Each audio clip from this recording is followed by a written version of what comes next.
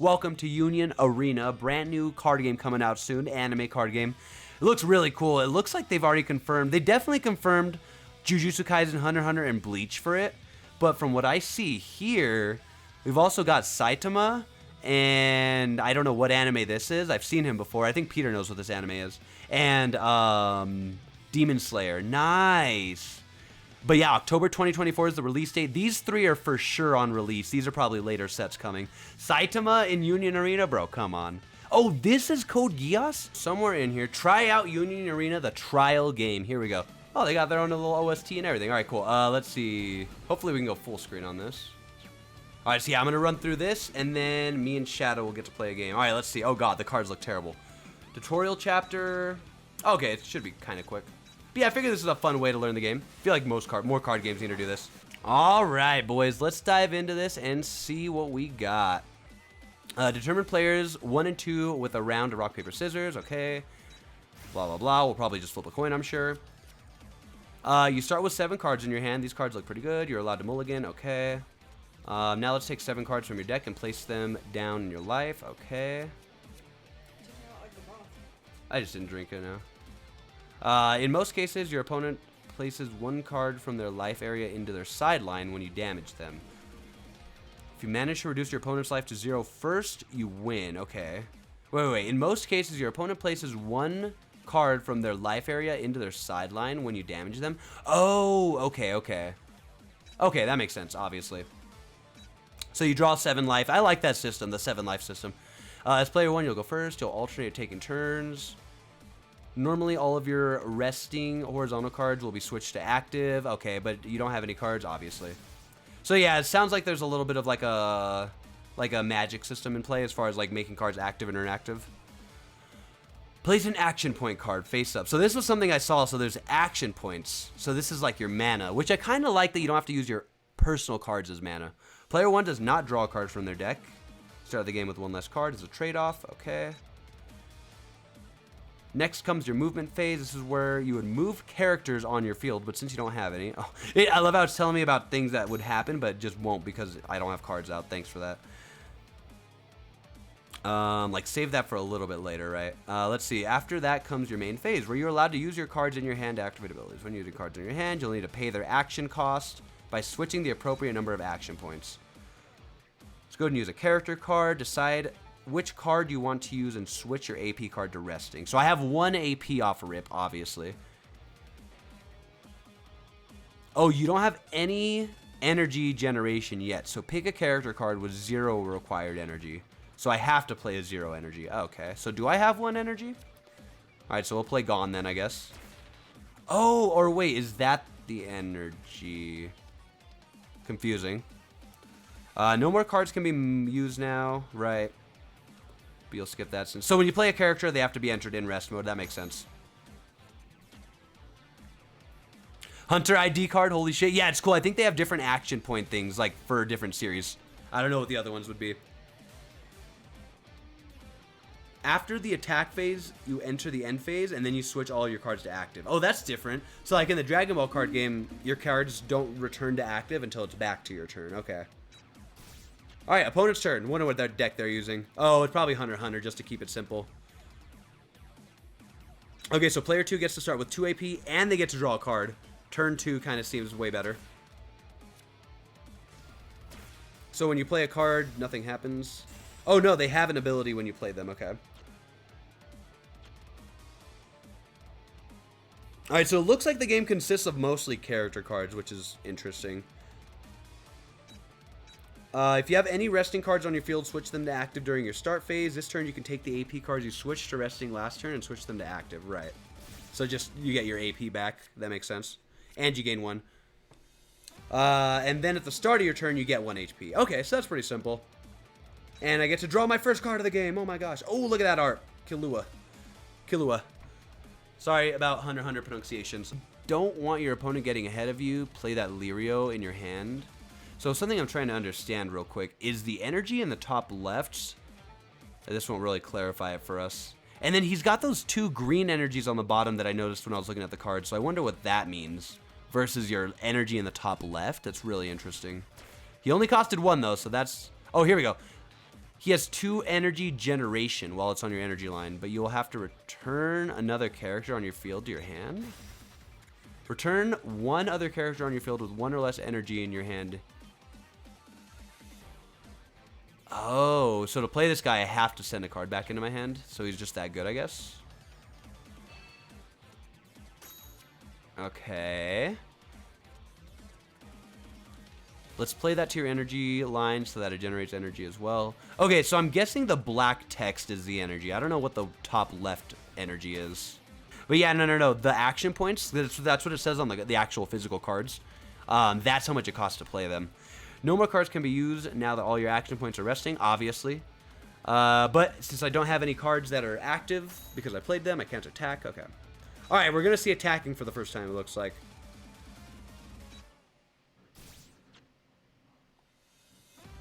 Your opponent's turn begins during the start phase of your second turn, draws 2 cards, puts 2 actions. Lirio, I'm guessing. Are they going to play?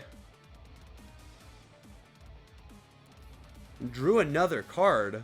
Once each turn, you can pay 1 action point to draw an additional card. Wow. After your first draw. Wow. That's actually really cool. Okay. I've never heard of that in a card game before. Usually drawing in any card game is like a big advantage. So being able to spend an energy to do that is very interesting. Okay. At this point, you've learned how to start a game and the basics. Next, we'll explain how to attack. Oh, okay. So that's what it's split up into. That's interesting. I like that. I like that. Okay. Yeah, usually like Pot of Greed and Yu-Gi-Oh, for example, it's one of the most broken cards in the game because you get to draw 2 cards. Okay, cool. That's good to know. I like that so that you're never really just stuck, you know what I mean? It seems like. Alright, cool. So, if you're going to win, you start attacking, of course. You can begin your movement phase now. Okay, so there's an energy line and a front line. Okay. You can begin your movement phase now that you start. Let's move characters up to the attack front line.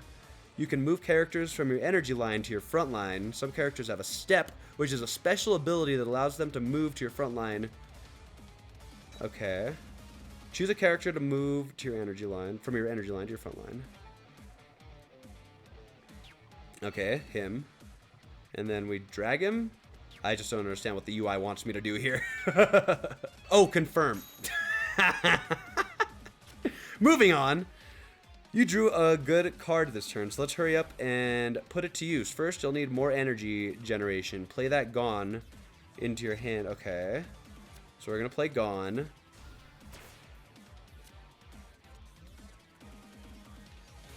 Oh, wait. That raises your energy from 1 to 2, and the ability on Whale Island raises it to 3. Next, play Kurapika. I think I understand what's happening here. Hold on, what does this say? I can't read the card right now. So this is not going to cost me an action point. Oh, no, it did cost me an action point. Never mind. Has 2 energy generation, which means your total... Okay, so I get that. We're building up our energy down here. Okay. Yeah, I get that. So let's perform a raid. Place Gone in your hand on top of the Gone in your energy line. Okay, so I can do this for my last action. And I'm guessing that's all happening because of the abilities. Now that's a raid.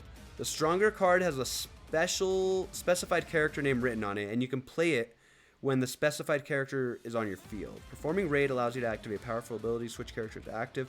Oh, okay. Perform raid and go on to the offensive when you get a chance.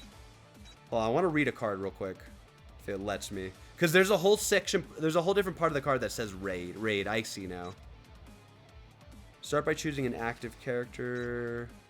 Since you're still learning the ropes, just pick a character with high battle points, right? Can I read him real quick? Okay, so real quick.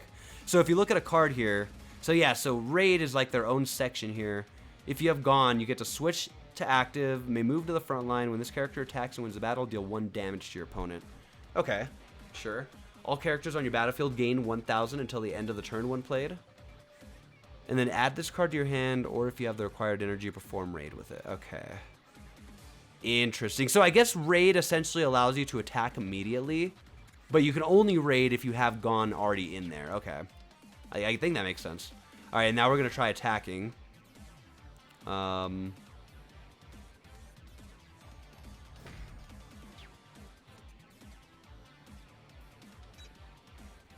Oh, and then I get to pick a life. This is their life points here. And that's going to go to their sideline. Okay. I'm guessing that's a discard. But there's a removal area. You have another character able to attack. So I get to attack again. And I'm guessing he can't block or anything because he has nothing in his front line, I'm assuming. And that's why Pot of Greed is banned. Energy is the green light. Yeah. Right. I get that. Looks like they revealed a card with a trigger on it. The trigger on a card in your life area activates when the card is turned over. Oh, okay. The trigger on reads draw a card. So if your opponent... Oh, that's pretty cool. So he lost a card from his life. And the card has this thing called a trigger. So when the card was flipped over, it still activated it. That's interesting. I'm curious, though, when else that would be activated. The trigger. All right, complete your end phase by switching them to rest, right? Okay, or to active, I mean.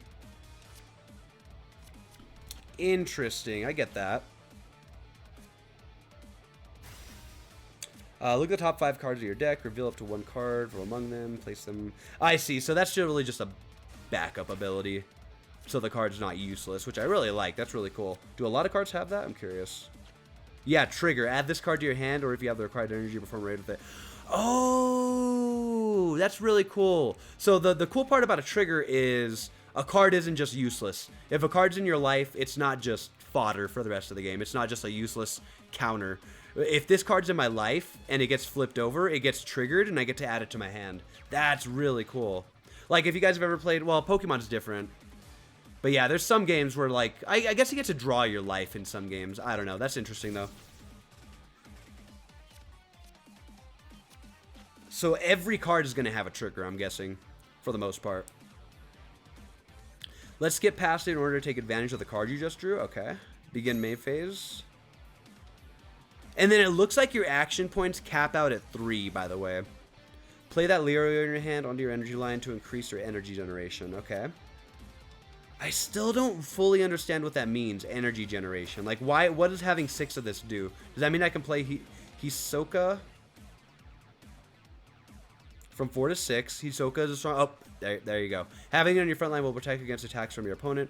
With characters like that, sometimes it's best to play them directly into your front line. Oh, so you can play into your front line. Nice. Oh, that's so fascinating.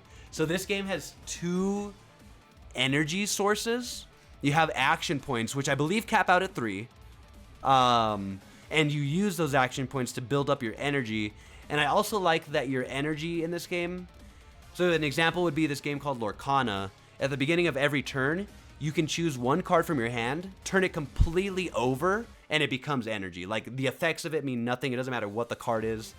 So in this game, though, your energy are your cards, and they have effects still. This is interesting. This is interesting. I like the differences I'm seeing. The uniqueness. You can't use any more cards, okay, obviously. Now, it did still cost me an action point.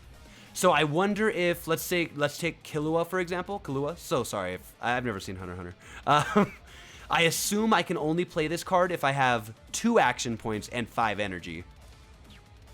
That's really fascinating. No. The orbs on the bottom determine how much energy you have. So like, because I have these 3 cards in play that have 2 energy each, I have 6 energy I can use total. The energy cost to play a card would be the top left. You understand it, Shadow. You understand it. Choose an active character you want to attack. So we're going to go with Gone. Gone. It's Gone, right? Choose a card. Since you have more characters able to attack, let's do it again. Oh, and then, of course, Hisoka came out.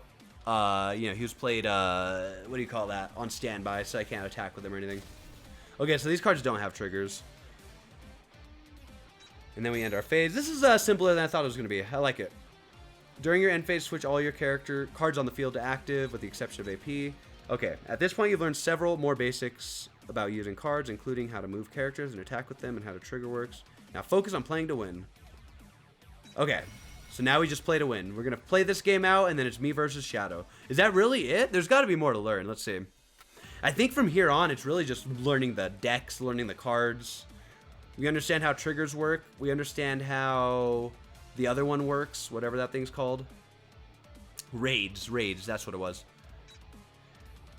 Their 4th turn, since player 2 already has 3 AP cards, they start by drawing a card without adding additional AP. Okay, so 3 AP is the max. That's so cool. That's so cool. I like that because they can balance cards better, I feel like. Like having an 8 energy, 3 AP card, you know what I mean? It's time to learn blocking. Here we go. When your opponent attacks, you can choose an active character to block. Later in the game, it might be more effective to block. It's so crazy looking at this game previously, being extremely confused on what could mean what, possibly. Now I like almost fully understand it. I love that. Okay, battle between characters. Compare the BP. The blocking character is sidelined if the BP is equal to or less than. In this situation,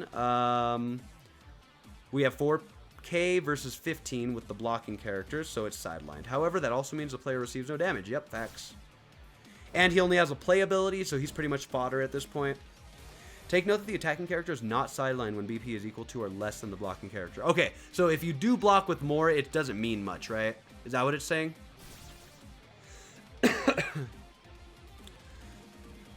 Alright, this might be our chance to win, apparently. Let's see.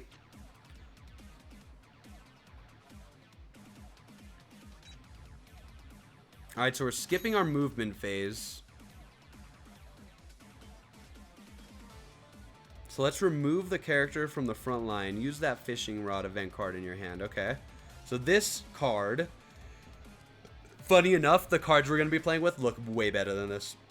Choose one character on your opponent's front line with BP equal to or less than hiccups. Less than or equal to or less than the highest BP of the characters on your field. And return to your hand. If gone is on your field, sideline instead. Ooh, that's cool. Okay, so we're going to fishing rod. And we can kill him for free, essentially, with a fishing rod.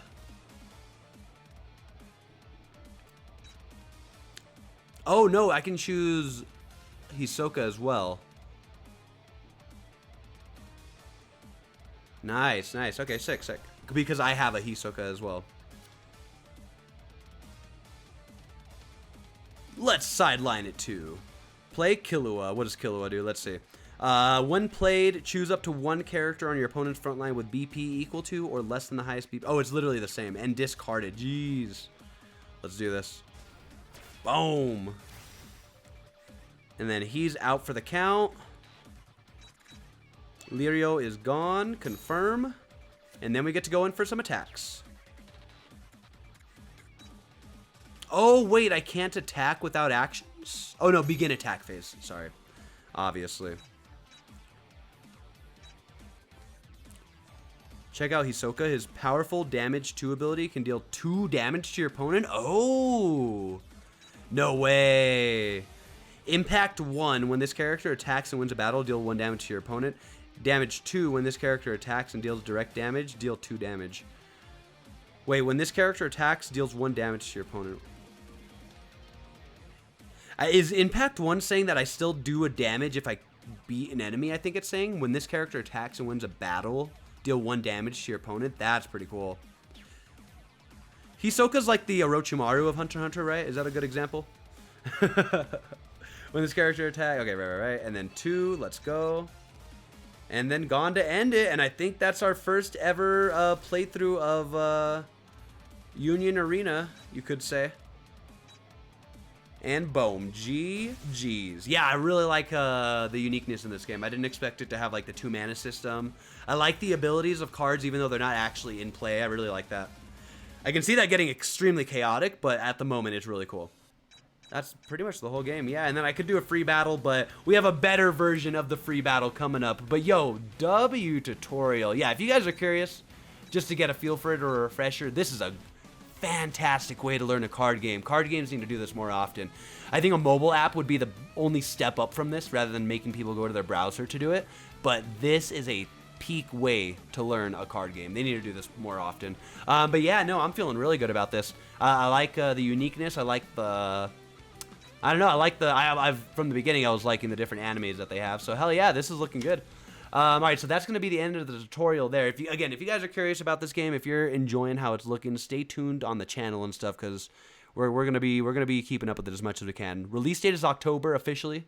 I guess Jujutsu Kaisen's is November. That's interesting. So yeah, I'm really excited. But yo, I'm out of here, guys. Much love for everyone chilling. Till the next stream, and as always, have yourself a damn good one. Peace.